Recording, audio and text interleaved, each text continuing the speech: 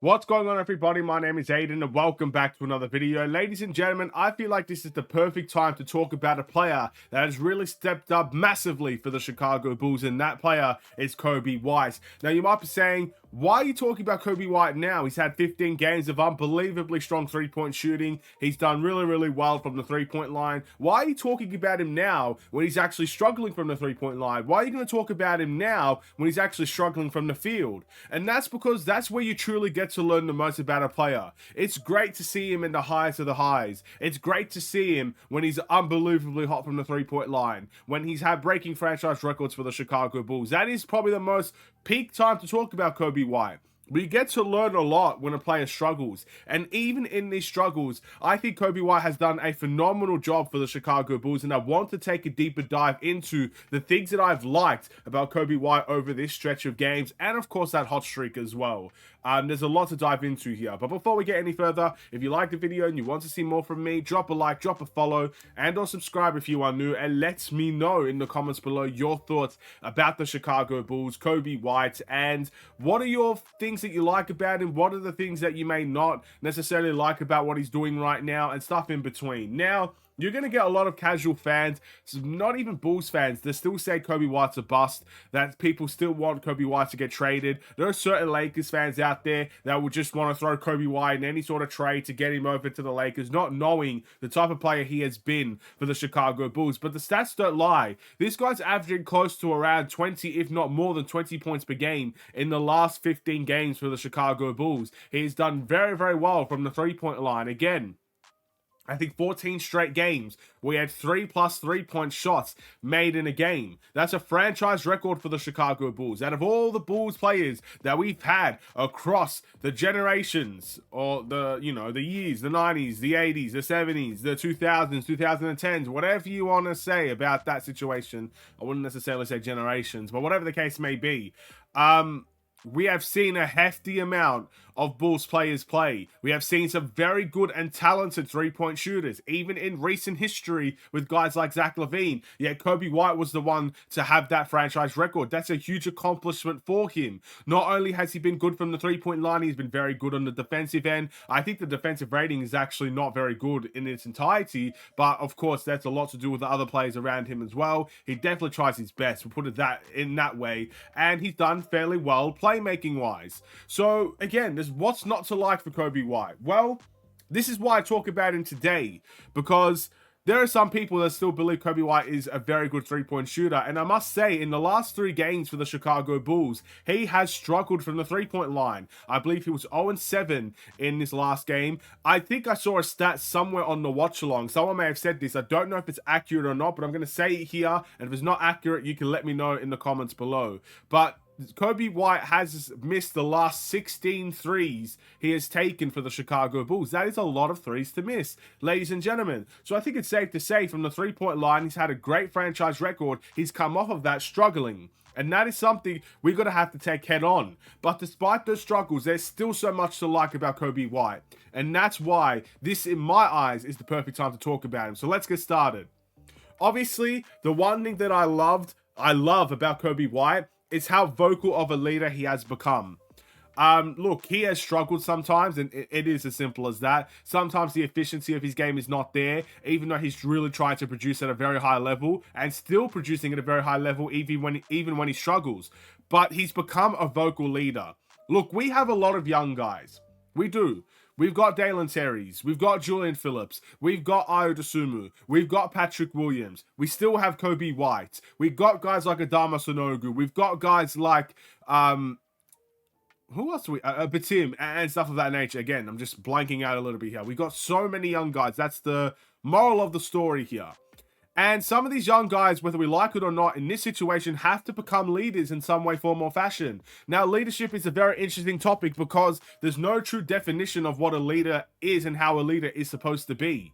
You know, there's a definition of what leadership is, and that's leading people to the places where they want to go. That's what leadership is. That's how it is in most businesses. But there is no specific way in becoming a leader.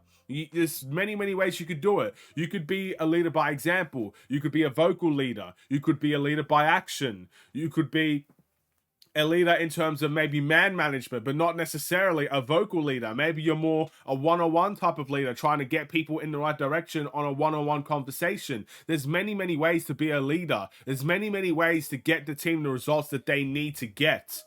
And Coby White has turned into a vocal leader in that way. He has become a guy that openly expresses what he needs from this team and how to get this team back on track. That's what a point guard should be, and that's why Coby White has developed into a great point guard, because he's turning into a vocal leader. Defensively, offensively, he's demanding more from the players, and the players are responding likewise. And it's not just that. Coby White makes a very good, I guess, emphasis on getting the ball to these players. Patrick Williams has also been a guy that we probably need to talk about. He's been phenomenal as a player recently. Even in some bad moments or some bad games, efficiency-wise, he makes massive impacts on the defensive end. He's definitely now moving without the ball at a good level. And again, you know, Torrey Craig's another guy we've got to give responsibility to, but Coby White has a great connection with Patrick Williams. Coby White and Pat have been friends for a long time. They definitely have the most chemistry on the team. And you can see that on the court. You can see that Coby White doesn't want to leave DeMar DeRozan out of action as well. DeMar DeRozan has his own unique style of basketball that does play a factor in Bulls games. You can see Coby White wanting to see DeMar DeRozan do that at a high level. You can see Coby White wanting to pass out to the corners, making the simple right plays and getting people involved. And you can see it from his actions. You can see it from his vocalness. You can see it all coming together for Coby White, becoming a multi-fashioned leader, which is excellent to see in terms of a Chicago Bulls team and in terms of a basketball team. But here's the thing that I like, not the most, but there's another thing that I like about Coby White, is that even when he's struggling from the three-point line, you do not see that impact his game that much. Yes, he was 0 from 7 from the three-point line in this last game against the Atlanta Hawks. He did not make a three. Again, the stats say he hasn't made the last 16 threes he's attempted, but he's still getting 19 points, 17 points, 22 points in these games because he is making the right decisions more times than not. Sometimes the shots don't fall, but that doesn't mean the decision is the right or wrong one. Again, with Coby White, getting to the paint, he's doing so at an elite level. He's very smart in terms of pick-and-roll decision-making these days, which is exactly what we need from our primary ball handler. Someone that is elite in the pick-and-roll, someone that can make the right decisions, someone that can finish around the rim with contact, someone that can take those fadeaway mid-ranges. He's very diverse in how he scores the ball. It's not just his three-point shots that makes him so effective. He's not just a catch-and-shoot player. He's not just a three-point shooter. He's truly shown his ability to become a multifaceted scorer, a three-level scorer. Finishing around the rim, I would arguably say at this point he's the best Bulls player to do it. Io's very good, DeMar DeRozan's very good, but Coby White has taken some really tough shots over some very elite defenders and has made it. Mid-ranges, he's done very well from the fadeaway, which is very nice to see, especially, again, in this last game against Atlanta. That was the bulk of his points, fadeaway mid-ranges. So you've got to give respect in that point. And again, being a leader is not taking threes, and if you make them, great. You have a great game, and if you miss them, oh well, tough luck, awful game from you, 0 points, move on to the next one. He's making an impact in more ways than one. When the shots are not falling, he attacks the paint, he gets to the line, he shoots the mid-ranges. This is what a veteran does, ladies and gentlemen, making sure he makes an impact even when elements of his game is not working for him. And that is what he's doing. And that's why I like Coby White. That's why it's the perfect time to talk about Coby White. And other teams are noticing this. Again, Miami put Jimmy Butler, their best defender, in my eyes an all-NBA defender at his best, on Coby White. That shows massive respect that the Miami Heat have for Coby White. You saw it with Atlanta. Atlanta gave him no room to breathe.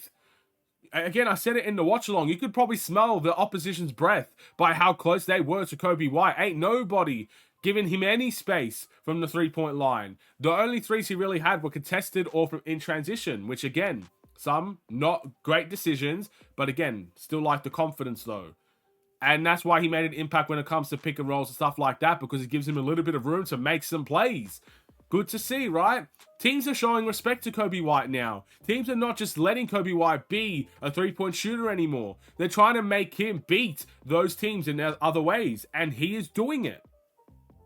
There's great signs there for Coby White, and all I can ask is for it to continue. I'm not going to say Coby White All-Star, not just yet, but I'm liking the direction. Keep it going, Coby White. Thank you for watching. Drop a like and a follow, and or subscribe if you are new. See you in the next one. Stay safe, stay healthy, and stay tuned for more. Take care, and peace.